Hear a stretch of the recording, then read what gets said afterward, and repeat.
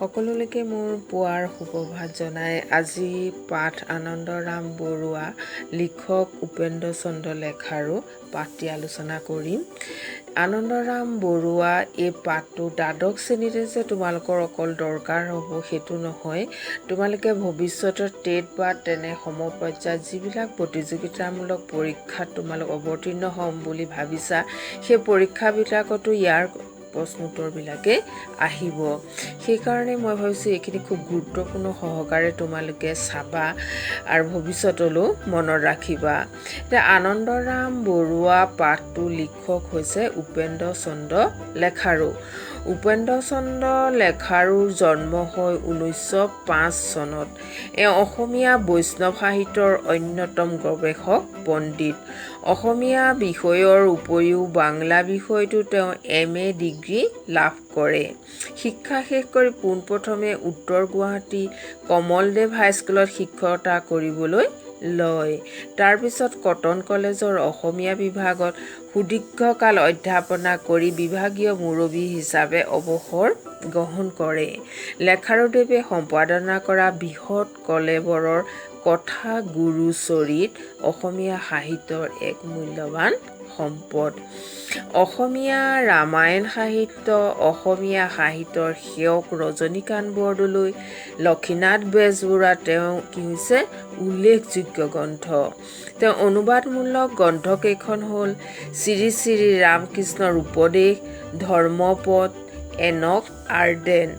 আধুনিক বিজ্ঞানসন্মত পদ্ধতিত পুৰণি সাহিত্য গ্ৰন্থৰ সম্পাদনাৰ প্ৰয়াস কৰা লেখাৰুদেৱৰ ভক্তি বিবেক আৰু কথা সাহিত্য উল্লেখযোগ্য সম্পাদিত গ্ৰন্থ। 1970 চনত ধিঙত অনুষ্ঠিত অসম সাহিত্য সভাৰ 7ম ত্ৰিংশ অধিৱেশন তেওঁ সভাপতিত্ব কৰে।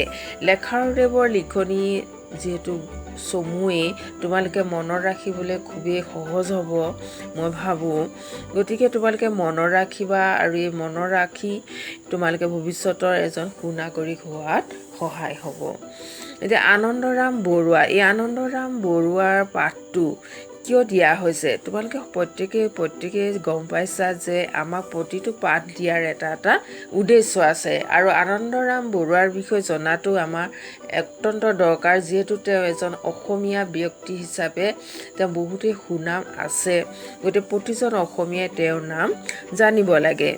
এই পাঠটোত অসমৰ এইগৰাকী গুণী বিদ্বান পুৰুষ আনন্দৰাম বৰুৱাৰ কৰ্ম আৰু সাধনাৰ পৰিচয় দিয়া হৈছে। ছাত্ৰ জীৱনৰ পৰা তেওঁ নিজৰ মেধাৰ পৰিচয় দি ভাৰতীয় প্ৰশাসনিক সেৱাৰ প্ৰতিযোগিতাত উত্তীৰ্ণ হৈ প্ৰথমজন অসমীয়া আৰু পঞ্চমজন ভাৰতীয় হিচাপে কাৰ্যনিৰ্বাহ কৰিছিল। প্ৰতিভাসম্পন্ন আৰু কৰ্মোদ্যমী আনন্দৰাম বৰুৱাৰ কৰ্মস্পৃহা আৰু স্বদেশৰ প্ৰতি থকা ভালপোৱা চিৰস্মৰণীয়। জীৱনী অধ্যয়নে ছাত্ৰ ছাত্ৰীৰ মানসিক বিকাশ সাধন কৰে। সেইকাৰণে এই পাঠটো দিয়া হৈছে যাতে তোমালোকে আনন্দৰাম বৰুৱাৰ বিষয়ে জানি নিজকে মানসিকভাৱে প্ৰস্তুত কৰি ভৱিষ্যতে দেশ সমাজ তথা ঘৰখন ওচৰ চুবুৰীয়া সকলোৰে উন্নতি সাধন কৰি এজন সুনাগৰিক ব্যক্তি হ'ব পাৰা। এতিয়ালৈ ইমানতে মই ভিডিঅ'টো সামৰিছোঁ। তোমালোকে এনেদৰে ভিডিঅ' পাই থাকিবলৈ ছাবস্ক্ৰাইব কৰি ল'বা। পুনৰ আকৌ লগ পাম। ধন্যবাদ।